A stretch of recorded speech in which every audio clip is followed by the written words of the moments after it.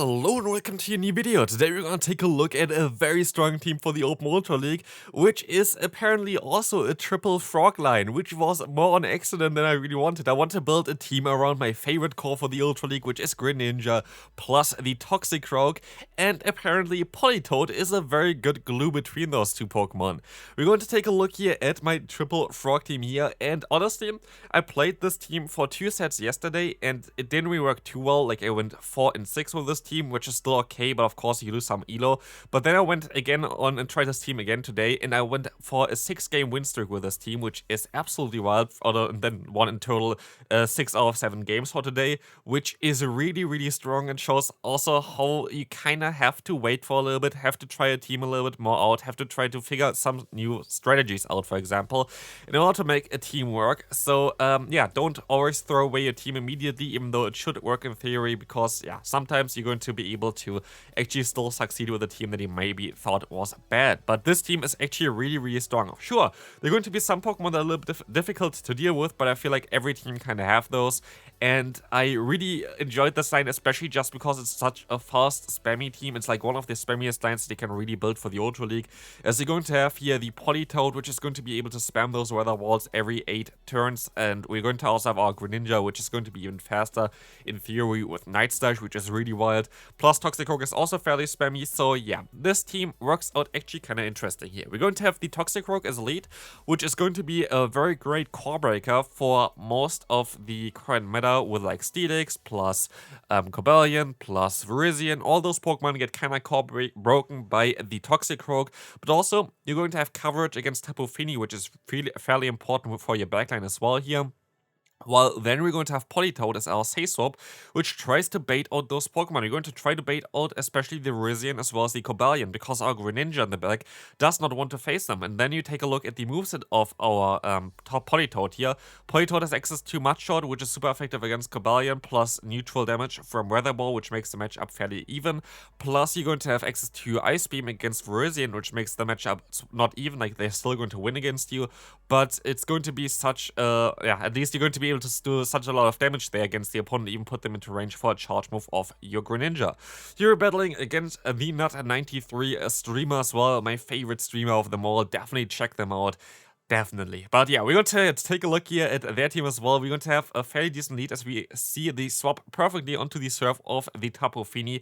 So far, so good. We're in a really commanding position here. So I'm going to use a shield against the potential Moonblast onto our Politoed. We're running the Shadow variant. If you don't have the Shadow variant, you can also run the normal variant. You can also run Blizzard over Ice Beam if you don't want to use an Elite TM and you don't have Ice Beam as a variant build yet. It does not really matter too much. Blizzard is basically as good as Ice Beam, and Lyri doesn't really matter too much. But we're going to be able to just go for the Weather Ball spam here and going to get the knockout. And now we're going to even get some damage onto their, yeah, Drapion here, which is going to be very decent for us. So we're going to be able to get them below half health, which is really cool. So we can align our Pokemon correctly, which is going to be nice. But I was already a little bit suspicious here, because as we're going to see, the opponent is staying in this matchup, and I'm going to be able to go for the Mud Bomb here, which they decide, I think, do they decide to shield this move up? They do not, but they're going to, so yeah, have hit on top and the back. And honestly, if I went for the Mud Bomb here, I might have been fine. Let's take a look at this. I can still swap out into my Greninja. I have to call the bait here because I know that they have more energy than I do. And it's going to be the Triple Axle, but I'm still not going to be able to reach 2 charge moves here, sadly. So this is basically the worst possible Pokemon that I could have encountered in the back, as Hitmontop is going to be able to now still survive. But yeah, I wouldn't even have got to 2 Mud Bombs anyway, so I don't think there was a way for me to win this game, sadly. Next opponent, we're going to have a Greedent in the lead. Great lead for us, but actually I think Greedent wins the Zero Shield scenario, which is just ridiculous because his Pokemon is just too bulky, and 2 body stamps are basically enough to knock me out here, which is just ridiculous. So here, as we see, the Sludge Bomb is not going to do too much damage, but we can still use a shield, and we can farm them down before they can get to another charge move, which is really important for me. As you're going to see here, this is the main reason why we have Politoed. We see already that Giratina in the back, but I can still go ahead at least and go for some Ice Beam damage against the opponent's Virizion, as they go for the Leaf Blade, which you can still survive. And let's see if they're going to use a shield here or not. They do, which is totally okay for me, but I'm still going to be able to reach another Ice Beam. Here you see me also going for one over because I lose the MP against the Virizion as far as I know, and they're still throwing against my Weather Ball, which is really decent for me, so they waste some of their energy here onto me, and I can still go for the Mud Bomb, hoping that I get a shield because they have so much energy, but they decide to, of course, let this move go through. Still sorry with a few HP left, and they still have a move stored.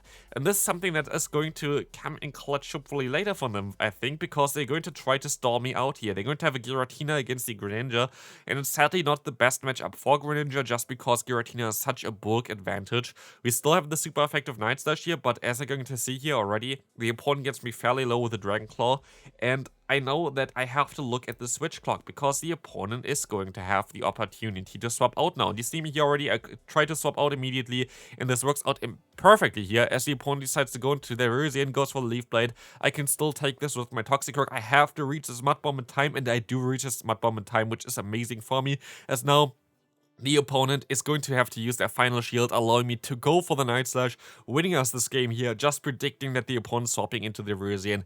Just great play there. Let's take a look at the next opponent. We're going to have a Giratina in the lead. We're going to swap out into our Politoed, which is an okay matchup for us. It's not the greatest one, but it is definitely something that you can play, especially with the Ice Beam being super effective, but the opponent decides to swap into their Tapu Fini.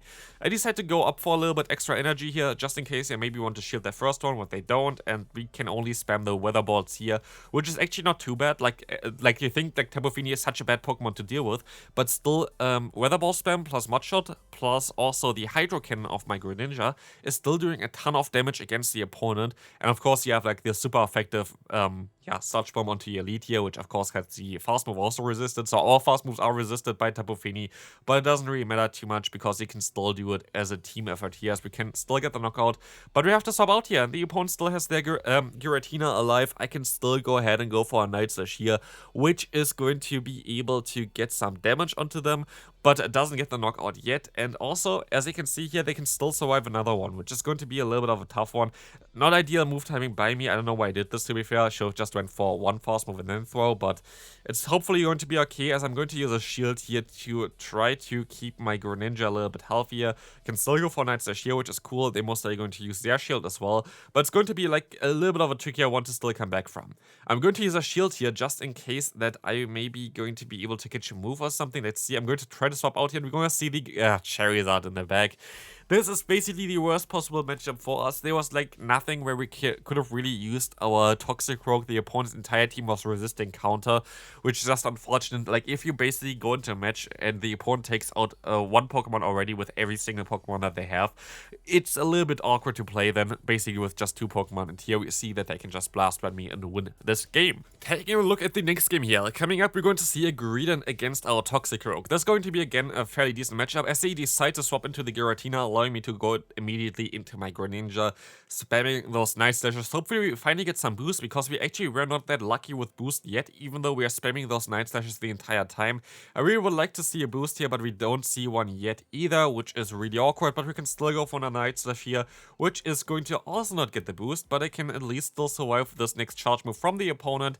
They can decide if they want to go ahead and use a shield here next, but I'm going to have to use a shield next because I actually had two moves stored already, and now I'm going to still have two Night Slashes here, which I'm fine with. I can realign most likely or get two shields from the opponent, and I just rather take the realignment anyway. So I can go for a Hydro Cannon here, which is going to get a lot of damage onto the opponent. So next up, I can go into my Toxicroak, and they decide to swap into their Virizion. This is of course a really good matchup for us. Toxicroak is going to be able to core break both Greedent as well as the Virizion, allowing us to get a shield here already. But the opponent plays is really smart, as you're going to see here. The opponent going to go for one Leaf Blade here already. I can go for the Sludge Bomb, and they most likely decide to shield this move up again, which they do. And like this, they're going to be able to just go for another Leaf Blade. And with this, they can still swap out eventually here after I'm going to use this shield into the Greedent, which still has a move stored, which was really smart. They were just perfectly able to get rid of the switch clock basically with their two shields that they used there. And now it's all coming down to Politoed. Can Politoed win this game for me? This is going to be the question here. Politoed, of course, having access to Ice Beam, going to be coming in clutch here most likely if I can get there though, because I have to kind of overfarm by a little bit because I don't know how much energy the Virizion has still left. I would hope that I can get to the Ice Beam in like just 1 or 2 fast moves. I think that would be amazing for me, but as I'm going to see here, I'm going to go for the Weather Ball. This was a CMP tie against the opponent's Greedent, which is perfect for me, and I can still get to the Ice Beam in just 1 more fast move, which is going to secure us this win, which is going to be amazing for me, as we can now move on into the next game. Golisopod. This is a very tricky Pokemon to deal with. The entire team kinda loses against it, but also kinda not, because it depends on the moveset. Here we're gonna go ahead and go for a charge move against the opponent's Registeel, getting a shield actually, which is amazing for me. But for Golisopod, it really depends if they have X-Scissor or if they have the Aerial Ace. I think Aerial Ace is something that I would prefer on them, because X-Scissor is going to be super effective against our Greninja, while if it has Aerial Ace, you actually have a very neutral matchup there, because you're going to be able to outspeed them, you're going to be able to do like neutral damage with the Night Slash, you're going to just do quite a lot of damage with that as well. So I'm usually fine with that, but if they have here the X-Scissor, it's going to be a little bit awkward, of course, for Greninja, but here, as we see, they're going to run Liquidation, so they're most likely running X-Scissor, which is going to be a little bit awkward, but I can still just go for a Sludge Bomb, doing a ton of damage against them here, and just sacrificing basically my Toxicroak, because my entire team actually can deal with the Registeel kind of well. So here, just decide to go into my Politoed, just because I expect that they run X-Scissor here, which they do, so I don't have to shield this move up and still have my Greninja full health in the back. So here I'm going to be able to still go for the Weather Ball, get the knockout there, and the opponent goes into their Registeel, where I can let this move go through. It's a focus burst, and I can just go into my Greninja, farm up a ton of energy here, and we will see that they swap into their Charizard. I can still go for the Night Slash, and can we get the boost here? We cannot get the boost, and I'm still going to be forced to use another charge move here, which is going to be my Night Slash again, which they're going to shield up, and we still don't get a boost. Can we finally get a boost, please? Now the Night Slash comes through, gonna get the knockout, and we get the boost. I actually didn't know that we would get the boost, but it's kind of funny. But yeah, honestly, like, I was not even lucky with the boost, and those teams still worked out fairly well.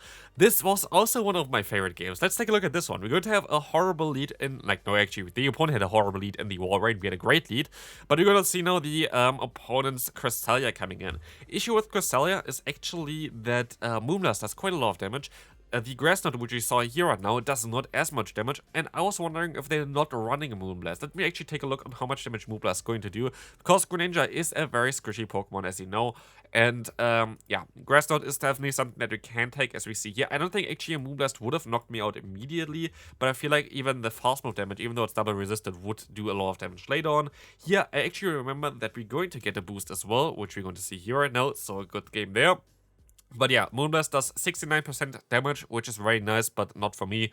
So definitely something that would hurt a little bit more. Here we're going to still take the damage from the opponent here. It's going to be the Icicle Spear, and I can swap out into my Toxicroak, seeing the Giratina in the back.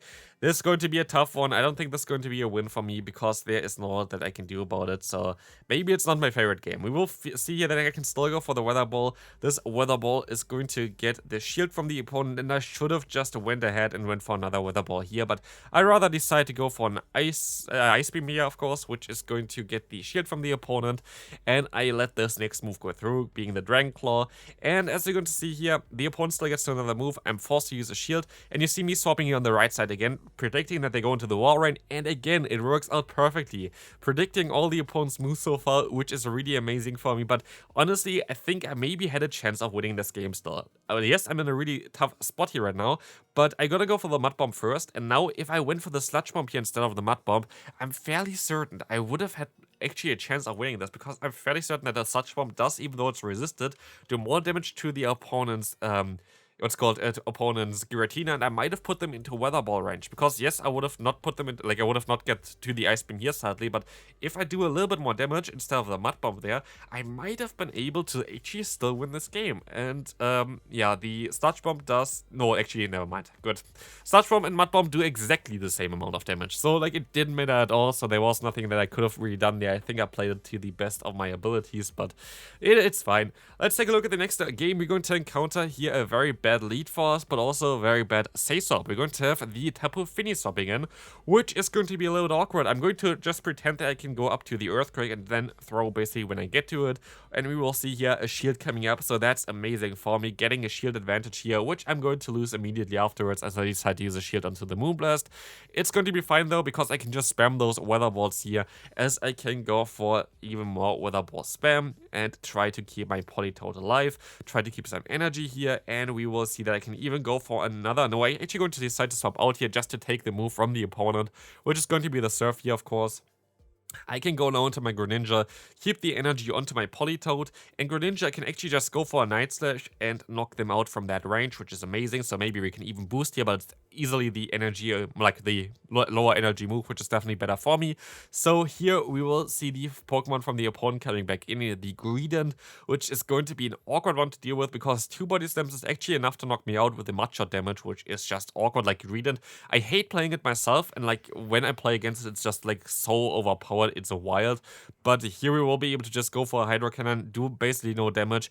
I'm going to have to use a shield here, sadly, but I have to hope that Politoed is just winning this for me. I'm going to decide to swap out here as the opponent going to go for the Body Slam. I was able to basically catch the move here as we can go for the Weather Ball. This Weather Ball is going to get some damage onto them, and they kinda did not predict that I would get there immediately afterwards. So like this, I'm gonna get the knockout here. The opponent is still forced to throw with their Golisopod, and this is going to be a very close one as I can still go for a charge move, but it's going to be now a 7P tie, and our Greninja is going to be able to finish up this final game. And this is going to be it for today's video. If you enjoyed the Triple Frog team, then feel free to leave a like, and I'll see you then. Bye bye.